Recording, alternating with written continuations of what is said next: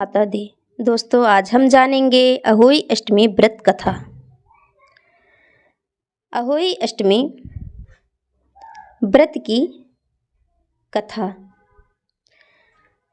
प्राचीन काल में एक साहूकार था जिसके 7 बेटे और 7 बहुएं थी। इस साहूकार की एक बेटी भी थी जो दीपावली के दिन अपने ससुराल से मायके आई थी।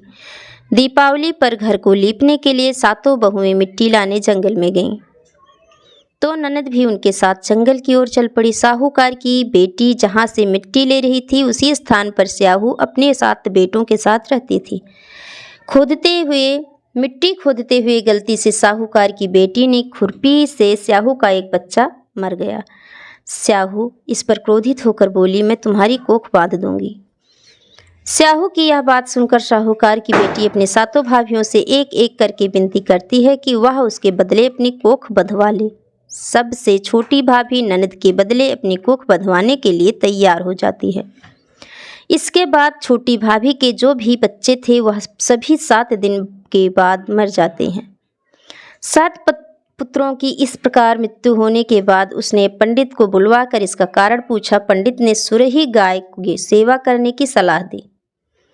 सुरही सेवा से प्रसन्न होती है और उसे स्याहू के पास ले जाती है। रास्ते में थक जाने पर दोनों आराम करने लगते हैं। अचानक साहूकार की छोटी बहू की नज़र एक ओर जाती है। वह देखती है कि एक सांप गरुड़ पंखनी के बच्चे को डसने जा रहा है और वह सांप को मार देती है। इतने में गरुड़ पंखनी वहां आ जाती है और खून बिखरा हुआ देखकर उसे लगता है कि छोटी बहू ने उसके बच्चे को मार दिया है।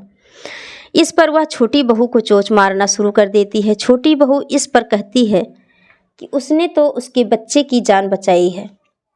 गरुड़ पंखनी इस पर खुश होती है और सुरही सहित उन्हें स्याहू के पास पहुंचा देती है। स्याहू छोटी बहू की सेवा से प्रसन्न होकर उसे 7 पुत्र और 7 बहुएं होने का आशीर्वाद देती है।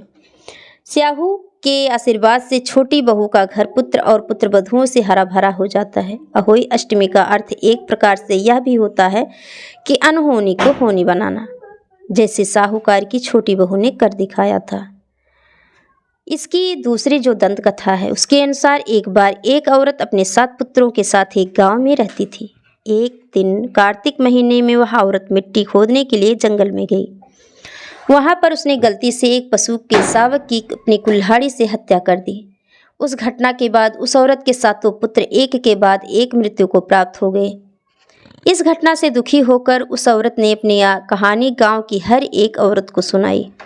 एक बड़ी औरत ने उस औरत को यह सुझाव दिया कि वह अहोई अष्टमी की आराधना करे। पशु के शावक की सोते हुए हत्या के पश्चात के लिए उस औरत ने शावक का चित्र बनाया और माता अहोई अष्टमी के चित्र के साथ रखकर उनकी पूजा करने लगी।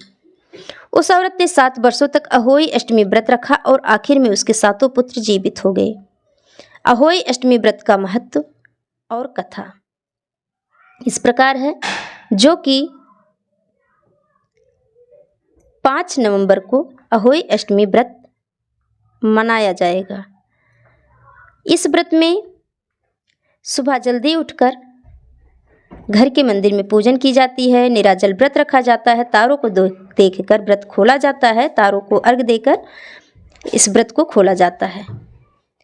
तो अहोई अष्टमी व्रत कथा सुनने से अहोई अष्टमी व्रत पूर्ण माना जाता है और अहोई अष्टमी माता की कृपा प्राप्त होती है, जिससे बच्चे की लंबी उम्र होती है। जय माता दी।